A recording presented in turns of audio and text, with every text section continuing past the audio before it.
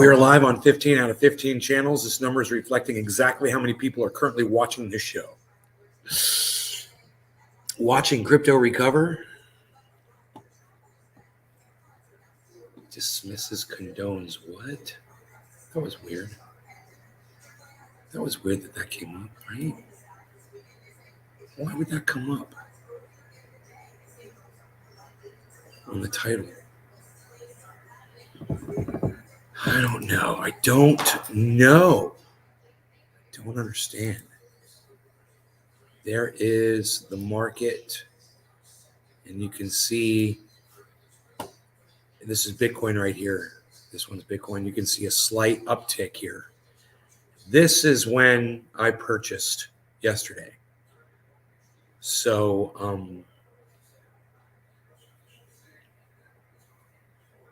we're looking pretty darn good as far as recovering. It's a nice steady move back upwards. So hopefully that's what is going to happen. We'll just have to wait and see, I guess. But I got my eye on it because I invested some in it yesterday, and I'd like to see a return, as quick as possible, of course.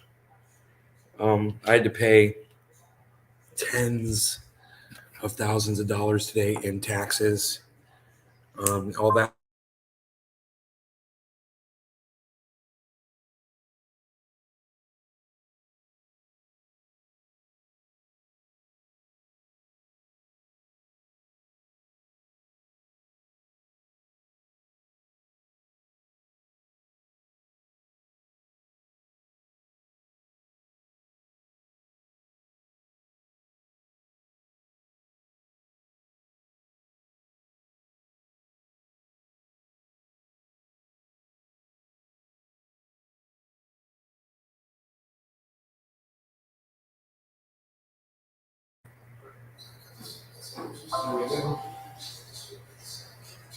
That might have been the issue.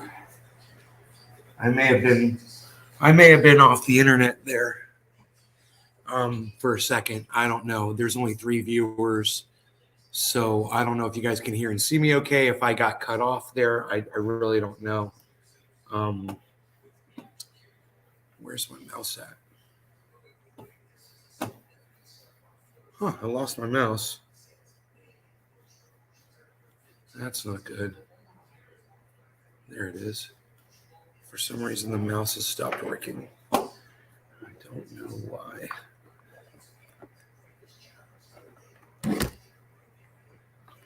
Is this the mouse? Yes.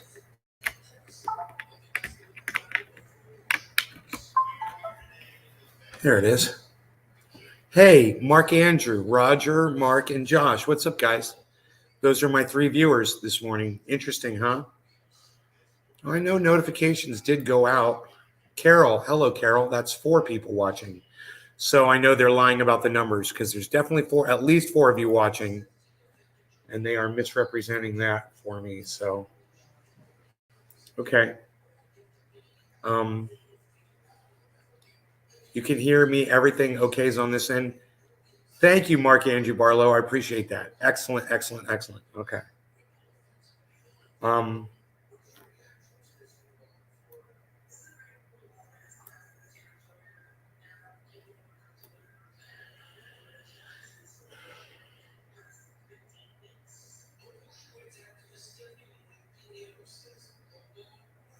So maybe people just don't want to watch the crypto market recover. Maybe they just saw the title and they're like, I don't want to watch today when he's talking about crypto. Okay, well then let's do this. Let's talk about cannabis and get high. All right, we'll do that instead. So for all of you who showed up that have any questions or anything, you ask me whatever you want, but we'll go ahead and we'll just we'll smoke some cannabis and we'll talk about cannabis since people don't seem to want to come talk about crypto. And they can miss out on the cannabis discussion. How's that? All right. I love to punish my non-attending audience members. So let's start by smoking some. Now, I've been smoking saltwater OG for the longest time. I think it's time to switch it up. Let's grab our little box of goodies back here and just see what our eyes fall upon. Oh, we got some purple flat top. Maybe a little purple flat top. Beautiful. Andrew, hey. Hey, Andrew, hey. You've never heard that one before. Hey, Andrew, hey. What's up, buddy? Beautiful morning. Let's get high, Joel Froggy. Hey, what's up? Australia in the house. We got Australia, mate, in the house. Nay is the canna cryptic. Josh G. I am the canna critic. Andrew Hay. Nope. You've never heard of Hey Andrew Hay before? Wow, man, your friends are really dumb, aren't they? They missed that one? Well, I'm bringing it to you, man. I'm bringing it back. Hey Andrew Hay. I'm totally bringing back Hey Andrew Hay. Yeah, I've been chilling. Okay, we've all been chilling, so let's chill together. Let's smoke a little smoking stuff here. We're going to turn this light up. There we go on my face. Make my face a little prettier. I hope you guys are doing great this morning. You've got some stupid friends. Bro, I love how we came to that conclusion.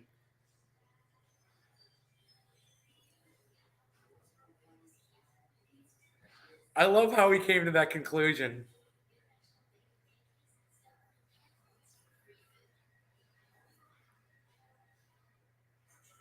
Do you make hemp oil? No, I don't make anything. I don't manufacture anything. I don't even know what hemp oil is, really. You know, I don't even understand why anybody would mess with that when you've got perfectly good cannabis oil that you can make, you know. It seems to work so well. Why screw around with hemp? You know? Megsy, I am fine. Thank you for asking. No, it's nice out. It's beautiful outside. Took the dog for a walk. And you know, checked out the situation over here, which is beautiful. It's beautiful, man. Lost it in the gutter. Can you fetch it for me? Andrew, hey. Let's smoke a little cannabis. That might help bring some of your brain cells back from any alcohol poisoning they might be suffering from. How's that Roge doing? He's doing good. You know, it's a slow process of recovery on that leg, but every day he seems a little better, man. He jumped up on the bed yesterday, which is good. He's walking around. He's putting weight on it. Okay, cheers. Let's bring back some brain cells with some cannabis use.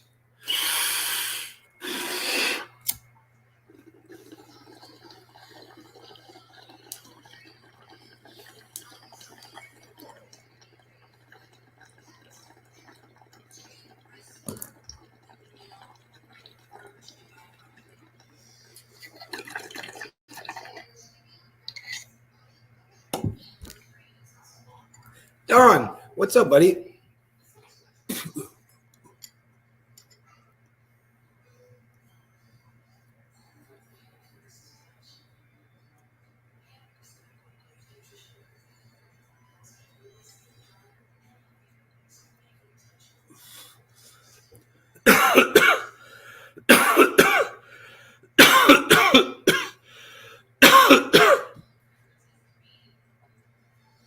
That was a purple flat top, man. That hit me right in the brain skull. That was good.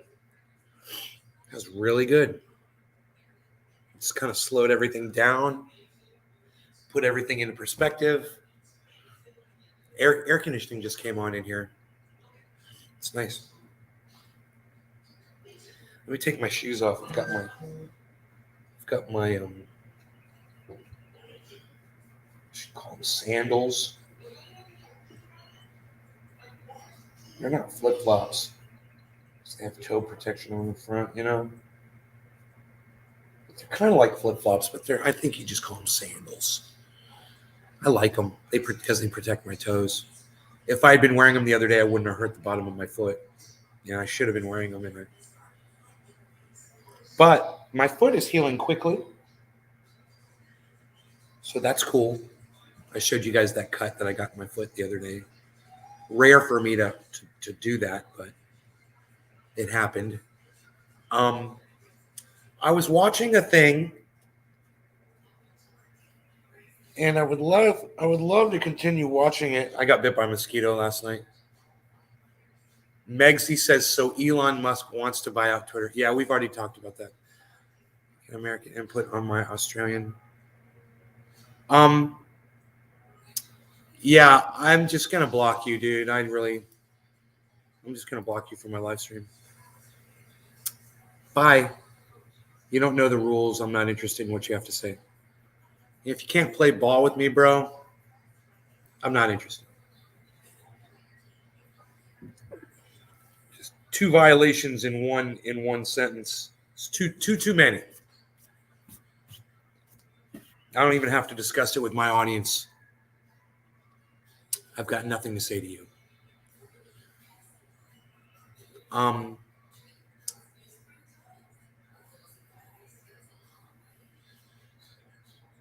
So I was watching this video on YouTube. You got some cannabis of my man, off my man. It's called Gusher. Yeah, you told me about that. The next time I was with a bong in my bed with dirty bong water all over me. Wow. Huh. That's kind of weird. You went to sleep with your bong in your bed with you. That's really weird.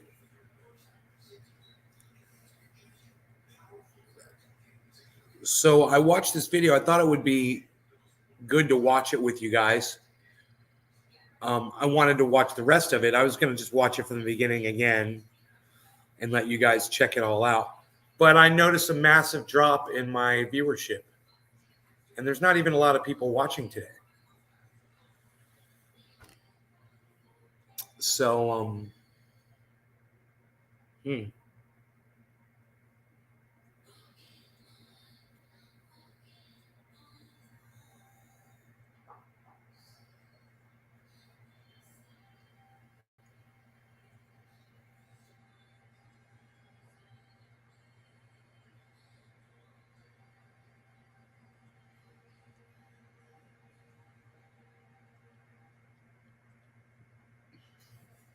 to dump his stock. If they don't accept the deal from Musk, he plans to crash the market, dump his stock in it.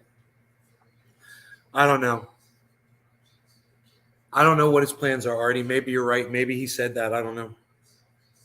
You know, it's like my mom said, who cares? That's my mom's attitude about almost everything now. Who cares? I mean, she doesn't even seem that worried about what's going on here in Florida with the abortion law. Ron DeSantis, 15-week. If you haven't had an abortion after 15 weeks, you can't get one. You know? No, with no exceptions for incest or rape. Nice law, huh? Nice law.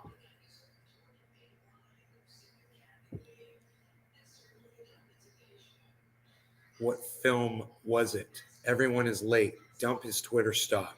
Lol. Yeah, I knew what you meant. Everyone's late. I don't know, man, but it's not very. It just doesn't. It doesn't. I mean, I appreciate the 11 of you. I do. I love you, 11 people, more than anyone else right now. I do. You guys are my bread and butter, and I appreciate you guys. But everyone that's choosing to not click on the show right now is freaking driving me crazy. You know, they know I'm live. They know I'm live. They can go check. They can check their notifications. They know they've seen the notification. They come to the show. I've got something really good that, you know, everybody should know about. I think it's important. Like my mom says, who cares? And then I'm like, yeah, who cares? But then also I'm like, well, but I'd rather just not be lied to, and I'd rather get it from an expert. So I found this video this morning from an expert that was explaining things in perfectly easily understood terms that anybody could latch onto. You know, This guy is a really good communicator. And he's professor emeritus of Russian relations at the University of New York. Whatever the fuck it is. New York State. I don't know what it's called. He's been studying this stuff for over 40 years. And he's got a real good sense of what's going on over there right now and why it's transpired. And it's worth listening to because there's just so much. Literally, Google is threatening you if you disagree with the narrative on what's going over. You know, if you're watching podcasters that are disagreeing with this narrative, they're getting punished for telling you this. They can't punish me because I don't get monetized anyway. So there's nothing for me to get hurt on. So I figured I would let you hear it from an expert instead of from my fat mouth, because most of you, as this shows me, with every single person that leaves, you guys have nothing to say. You just leave. So weird, man. Very non-supportive. Jeff Lund is here. Hey, Jeff. Big Merc says, got noted. Good. You got a notification? Good. I guess some people just don't want to know the truth. But what I was saying before is I've got a legitimate source. You guys can decide if you think that this gentleman is a legitimate source of information. And then you can listen to what he has to say and you can decide for yourselves. But I got to tell you, the lack of support, the lack of interest, look, somebody else. Not even going to tell me why, you're just going to leave. Wow. Well, let me do this. Who are the 8 people that are still here? Let me know if you're still here. Who are my 8 people?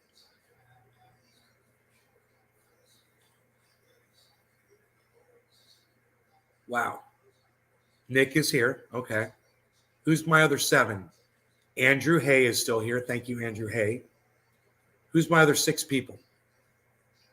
Coco Mad, you did ban someone for asking to look at their. Yeah, and I'm going to ban you too. You know, if you don't understand, if you don't understand that we don't refer to it in that way, I'm not going to sit here and explain it to you. We don't call it weed. Okay? Period. And if you don't know that, then you don't support this show, and I couldn't give a shit about you. You're just a troll that passes through, you know, like a little piece of dirt in the water that just floats by. You won't be missed. Trust me. Whore Dog is here. Megsy is here. Big Merc is here. Okay, well, now we've got 13 instead of 8. That's good. Okay, good. Well, I think you guys are going to find this important. And if you support this show, go ahead and share it on social media. And I'm going to pull up this video for you. All right. Woodchuck Montrose is here, everybody. This is Stephen F. Cohen. Okay. He's the professor emeritus of Russian studies and politics at New York University. And, oh, what's that one called? Prinkatone?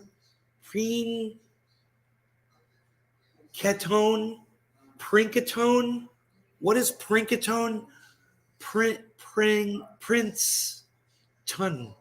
Princeton. Oh, he's the professor emeritus of Russian studies at Princeton University. He's also contributing editor for The Nation. I don't know. The guy kind of sounds legit to me. So I'm thinking you guys might be interested in hearing what this gentleman has to say instead of all these mainstream morons that people have been listening to. And Google that's trying to suppress the actual news, you know. Now, like I said, I was watching this before already. So I'm 21 minutes in. One hopes Obama picked up his cell phone or whatever they let him use. I'm going to go back kind of sappy, prescriptive hope. To 19 minutes in. Until Paris happened, I wasn't sure there was any hope at all. there's still a chance to achieve this lost partnership with Russia, at least in three realms. First of all, Ukraine. You all know what the Minsk Accords are. They were drafted by Merkel and by Hollande. They were signed by Poroshenko, the president of Ukraine, and by Putin. And they call for a negotiated end to the civil war in Ukraine. They recognize that it is primarily a civil war, not primarily, though secondarily, Russian aggression. But the civil war has to be ended, and it's steps. Here's what you got to do. And I don't care what the American media tells you, it's Kiev that has refused to follow through on its obligations. But this is a possibility. To end that civil war or mute it down would be exceedingly Hey, Kat, what's up? security building today. Then there's Syria. I thought that until Paris, there was almost no chance of an American coalition with Russia and Syria. Partly to do, I think, with, and I'm not big on psychological analysis, but with Obama's mind fix about them. He resents it in ways that are not helpful. But since Paris, with Hollande announcing, I mean, literally announcing that there is now a French-Russian coalition, with Germany agreeing, and I would say almost all of Western Europe on board, and with a poll in the Figaro, sounds like Walter Cronkite, that when asked, and some rather conservative leaders, this is Walter Cronkite. Do you favor a full coalition with Russia against terrorism? 87% said yes, and these are French conservatives. Finally, there's one thing we all forget, and it was another disservice of the Clinton administration, and to a certain extent of Bush in his electoral campaign for re-election, that with the end of the Soviet Union, the nuclear threat ended. And we were told all the time the danger of nuclear war had ended with the Soviet Union. The reality is it grew, whether by intent, whether by accident, whether by theft of nuclear materials, it got worse. Last year, in an unwise peak of anger of all the legislation we passed, Russia withdrew from the Nunn-Lugar bill, which you might remember, which was one of the wisest pieces of congressional legislation. We gave Russia money just to lock down and secure all their weapons and materials of mass destruction, plus pay their scientists who knew how to do this stuff and might go to Syria or Yemen or wherever, or the Caucasus, and sell their knowledge to employ them. Russia withdrew, but Russia said it wants to renegotiate this on different terms. The White House has refused. I mean, lordy, after Paris, one hopes Obama picked up whether his cell phone or whatever they let him use to talk to Putin and said, I'm sending somebody over, let's get this done. Unfortunately, in today's paper, the lead news seems to be that what they're thinking about in the White House and in the State Department is how to counter Russian actions in Syria.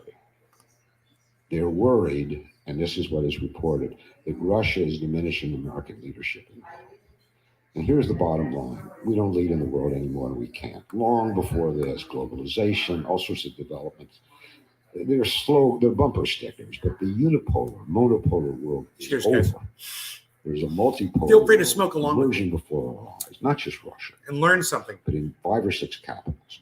And Washington's stubborn resistance to embrace this has become part of the problem, not the solution. And that's where we are today, after Paris.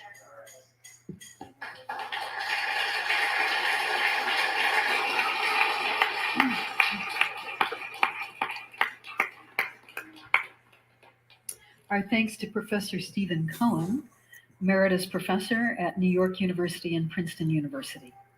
We have many, many questions. I'm assuming you're mic'd up.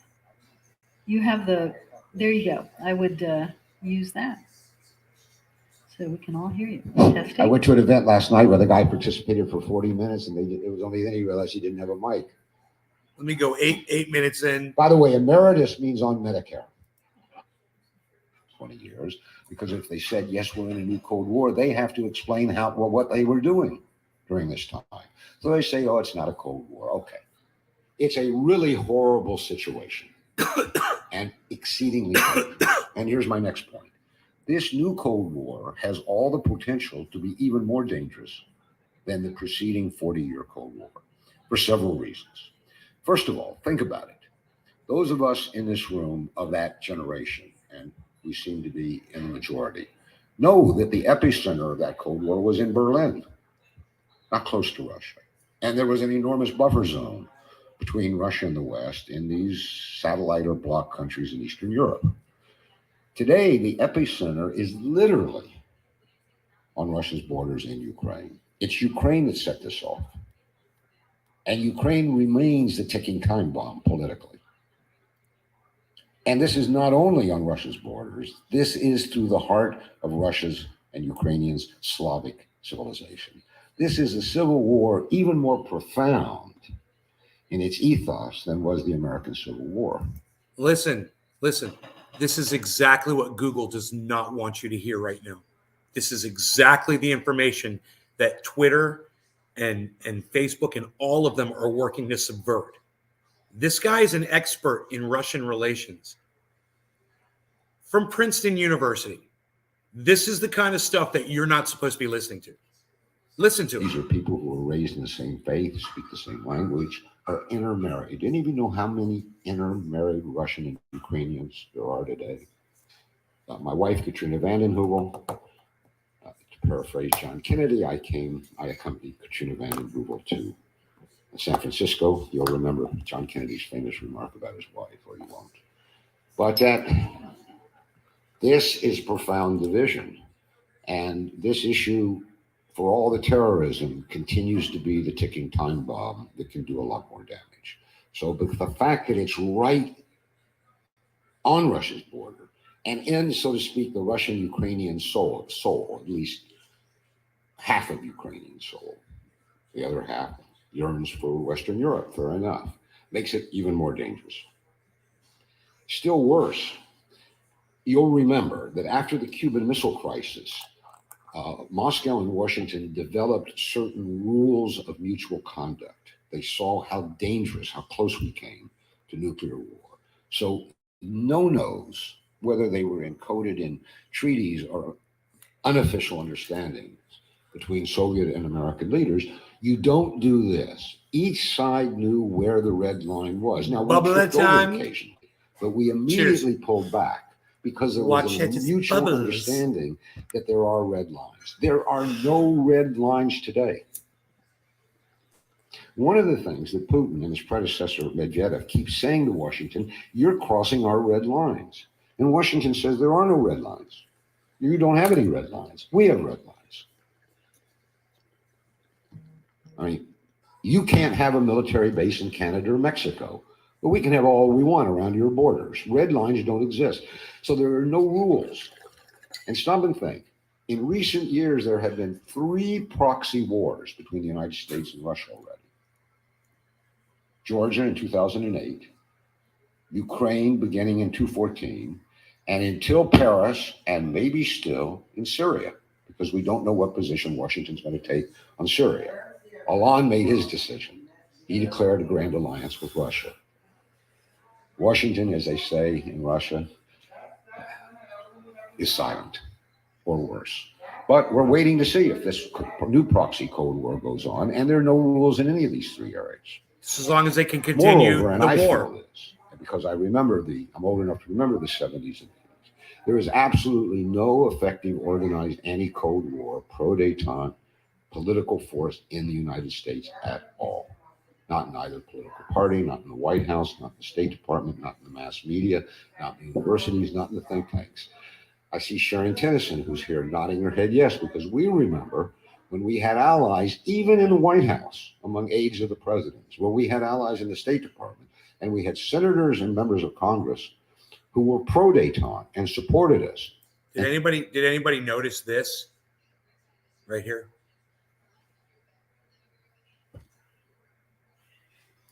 Spoke for themselves and gave us opportunities. Doesn't exist today.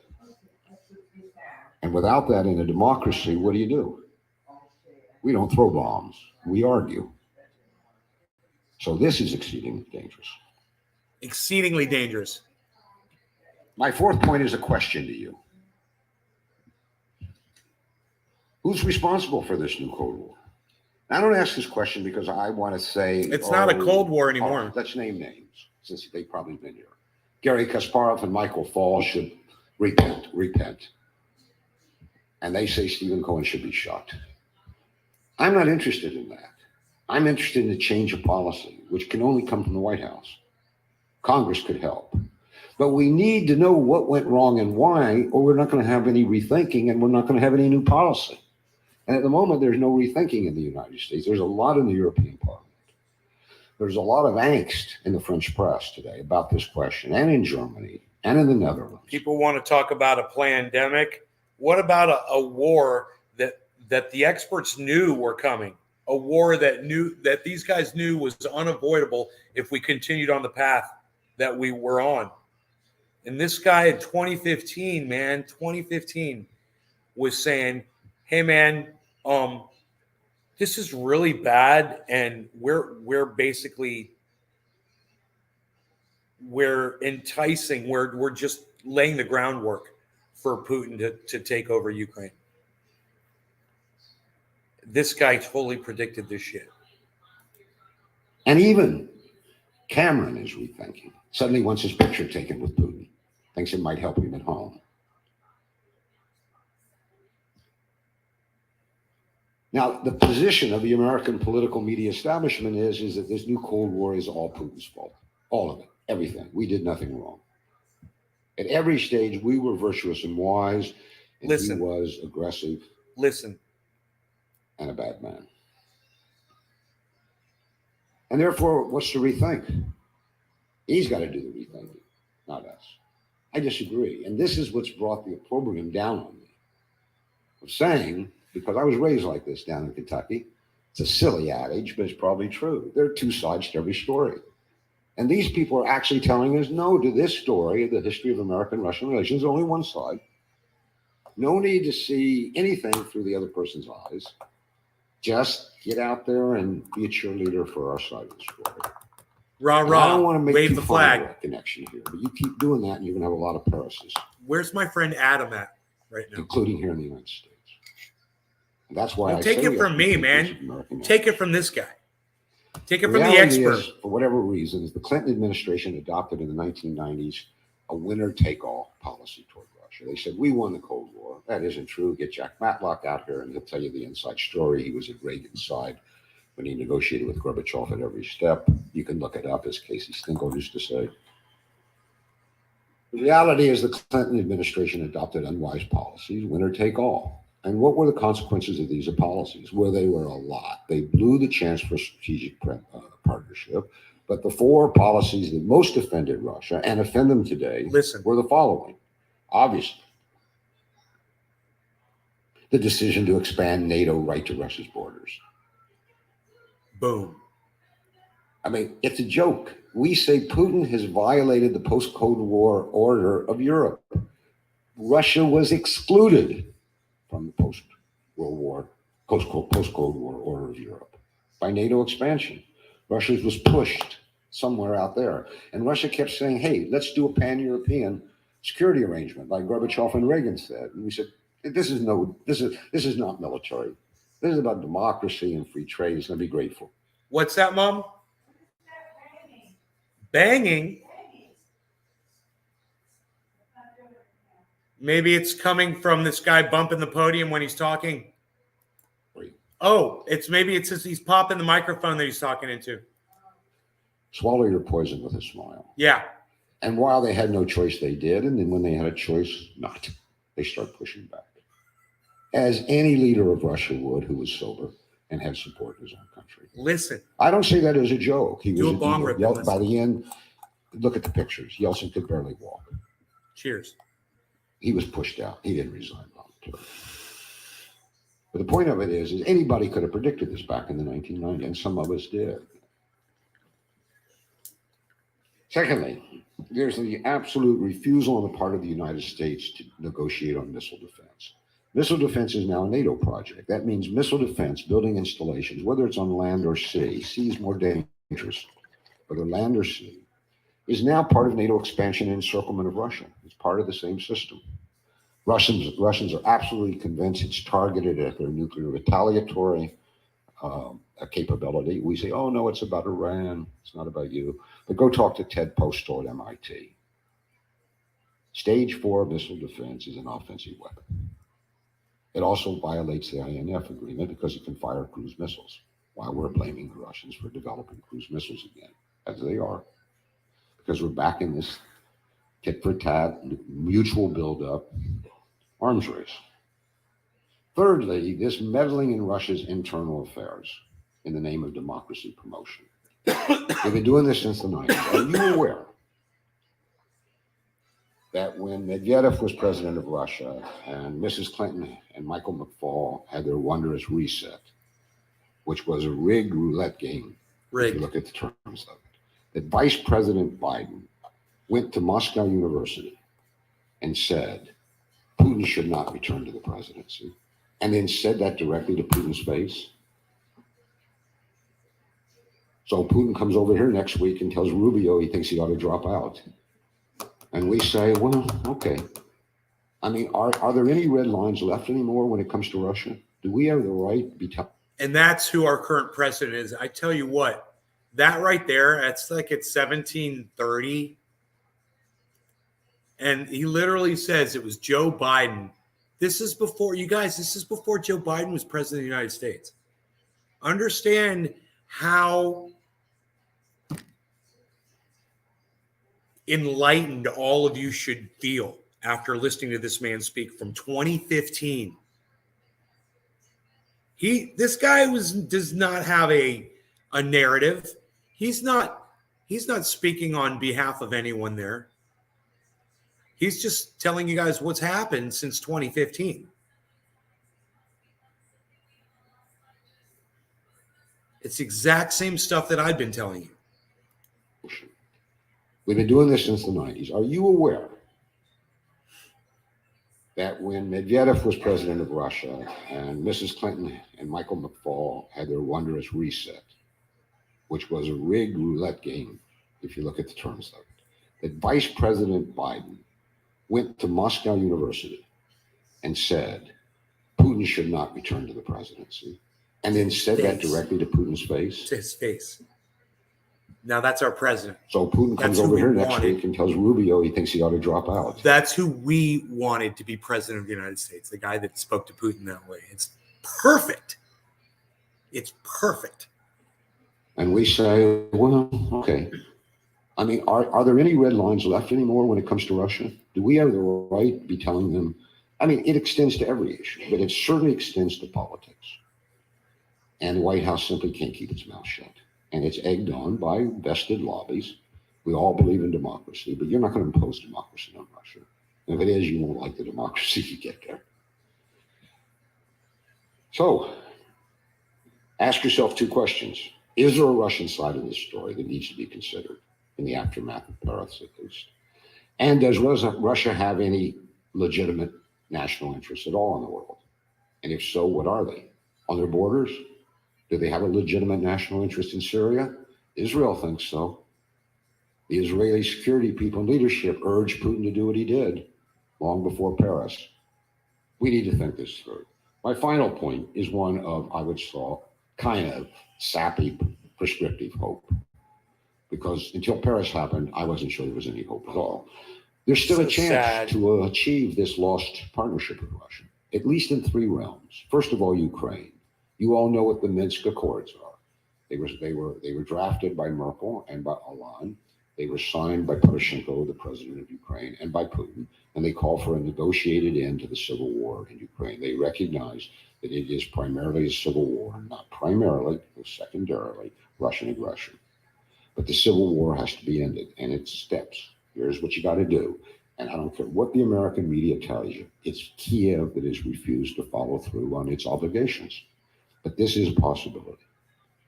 To end that civil war or mute it down would be exceedingly security building today. Then there's Syria.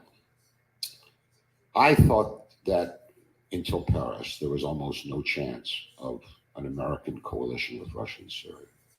Partly to do, I think, with, and I'm not big on psychological analysis, but with Obama's mind fix about Putin. He resents him in ways that are not helpful. But since Paris, with Hollande announcing, I mean, literally announcing that there is now a French-Russian coalition, with Germany agreeing, and I would say almost all of Western Europe on board, and with a poll in Le Figaro sent to me just this morning that when asked, and some rather conservative readership of Le Figaro, Do you favor a full coalition with Russia against terrorism? 87% said yes. And these are French conservatives. Finally, there's one thing we all forget, and it was another disservice of the Clinton administration, and to a certain extent of Bush in his electoral campaign. We already saw this. That with the end of the Soviet Union, the nuclear threat ended. And we were told all the time the danger of nuclear war had ended with the Soviet Union. The reality. So I think what you get out of this discussion is exactly what Google doesn't want you to hear. And this was stated in 2015. This was before Donald Trump was president of the United States, guys.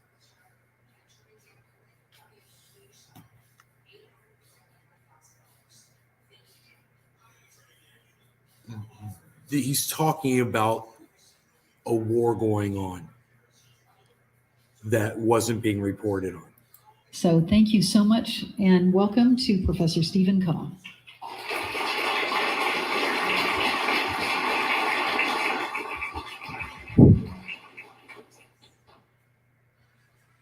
They say that the farther you go from home, the better introductions you get. I would say the farther you go from Washington and the internet and the mainstream media, the better introductions you get. Some of you probably know that the small group of us who have been protesting American policy toward Russia since the Ukrainian crisis began 2 years ago have been described in harsh and I would say derogatory language as Putin's apologists and Putin's useful idiots, Putin's Americans. Sound familiar? Like what happened at Lee Camp? Paris should have changed everything, but for these people it hasn't. I clicked on the internet this morning just before I came here and there it was again. So let me begin with a word about myself. My answer to these charges is no, I, not you, am the patriot of American national security. And I actually have been ever since I started studying Russia, which is about 50 years ago. I started out in Kentucky. I ended up in Indiana with my dear friend Ralph Cohen, whom I haven't seen in quite a while, but who lives here in San Francisco and is here today, and a colleague I studied with, Professor Barry Schultz. So they could testify I was doing this many, many years ago. Along the way, I came to a conviction. Exactly why and how doesn't matter. That American national security runs through Moscow. This was true when the Soviet Union existed. This is true today. What it means, in plain terms, is that whichever existential or grave world threat you might emphasize, and for some people it's climate change, for some people it's human rights, for some people it's the spread of democracy. For me, it has been for quite a while the new kind of terrorism that afflicts the world. It's no longer these so-called non-state actors. These guys are organized. They have an army, they have a self-professed state, they have a capacity to harm us gravely. Everybody seems to have forgotten 9/11 in Boston, but Paris should have reminded us of what's at stake. So for me, the threat in the world today that gets the priority, and I mean it gets the priority of the President of the United States, I don't care whether he's a Republican or a Democrat, is the combination of this new kind of terrorism, these civil wars, ethnic, religious, zealous civil wars, which drive this terrorism, and the fact that these guys desperately want materials of weapons of mass destruction. A cup this size of radioactive material aboard those planes on 9/11 would have made lower Manhattan inhabitable even today. They're using conventional weapons, bombs, mortars, and guns. But if they'd had it in Paris, Paris would have had to have been evacuated. This is the real threat today. This kind of threat cannot be even marginally diminished. And I'm not sure we can ever end it in our lifetime. This may be the new normal, but diminished and made, probably not the right word, manageable, unless we have a partner in the Kremlin. That's the long and the short of it. Note, I didn't say a friend. Clinton and Nixon went on about their dear friend Brezhnev and their dear friend Yeltsin. It was all for show. I don't care whether we like this person or not. What we need are these common interests and a partnership. the way two business people make a contract. They've got the same interest. They trust each other because if one side violates the interest, the other guy's interest is violated. We haven't had that. We don't have it today, even after Paris. But that is essentially what I've been saying for 2 years. And in return, people say that's unpatriotic. And I argue, no, it's the highest form of patriotism in regard to American national security. So I will make a few points today, very briefly, very starkly, and rather than give a lecture, which actually a lecture for me means 55 minutes. I can't do a minute more, a minute less. That this is for discussion, and I'm really less interested in lecturing than hearing what's on the mind of my old friend Gloria. We started out together many years ago. I'm more years ago than her, but in the same geographical location and on your minds. The chance for a durable Washington-Moscow strategic partnership was lost in the 1990s after the Soviet Union ended. Actually, it was lost earlier because it was Reagan and Gorbachev who gave us the opportunity. But it certainly ended in the Clinton administration. And it didn't end in Moscow, it ended in Washington. It was squandered and lost in Washington. And it was lost so badly that today, for at least 2 years, and I would argue since the Georgian War of 2008, we have been in literally a Cold War with Russia. Now, people don't want to call it that, who made American policy during the last 20 years, because if they said, yes, we're in a new Cold War, they have to explain what they were doing during this time. So they say, oh, it's not a Cold War. Okay.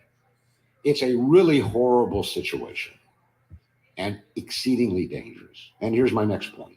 This new Cold War has all the potential to be even more dangerous than the preceding 40-year Cold War for several reasons. First of all, think about it. Those of us in this room of that generation, and we seem to be a majority, know that the epicenter of that Cold War was in Berlin, not close to Russia. And there was an enormous buffer zone between Russia and the West in these satellite or bloc countries in Eastern Europe. Today, the epicenter is literally on Russia's borders in Ukraine. It's Ukraine that set this off. And Ukraine remains the ticking time bomb politically. And this is not only on Russia's borders, this is through the heart of Russia's and Ukrainians' Slavic civilization. This is a civil war even more profound in its ethos than was the American Civil War. These are people who were raised in the same faith, speak the same language, are intermarried. Didn't even know how many intermarried Russian and Ukrainians there are today. My wife, Katrina vanden Heuvel, to paraphrase John Kennedy, I accompanied Katrina vanden Heuvel to San Francisco. You'll remember John Kennedy's famous remark about his wife, or you won't. But this is profound division. And this issue, for all the terrorism, continues to be the ticking time bomb that can do a lot more damage.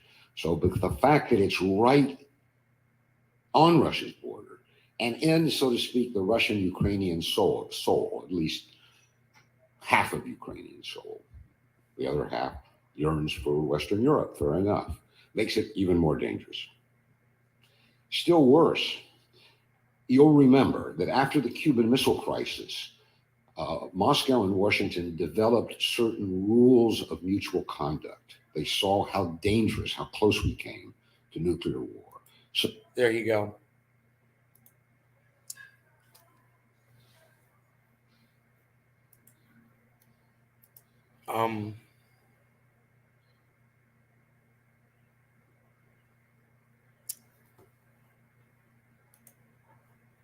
You know, I think it's important that you guys understand this, that this was back in 2015, you know?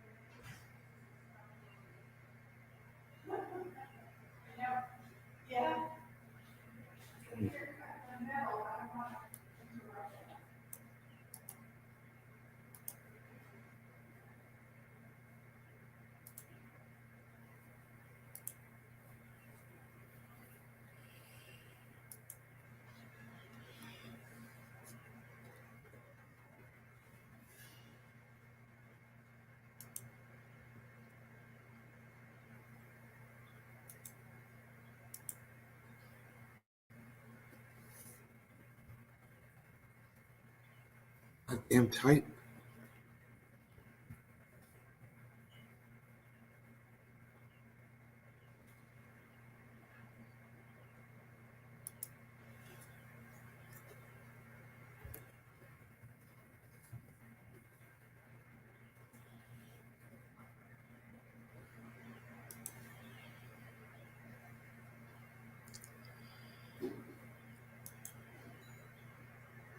From 2015, man.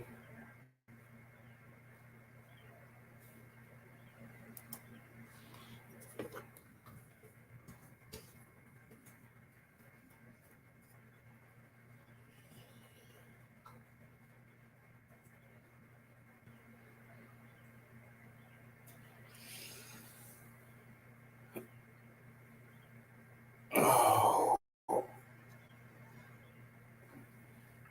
Oh. Artie says, Nate, did I get blocked?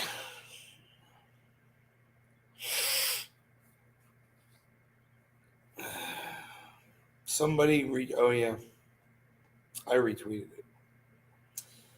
I'm on Twitter. You guys have put that video up. You guys please like it, share it, retweet it, post it everywhere. All right, do it. It's great if you guys would do that. Here's a link to it if you want to post it around. There's a link to the video. All right, you guys, thanks for watching. Take care. I will see you on the next show. Bye, y'all.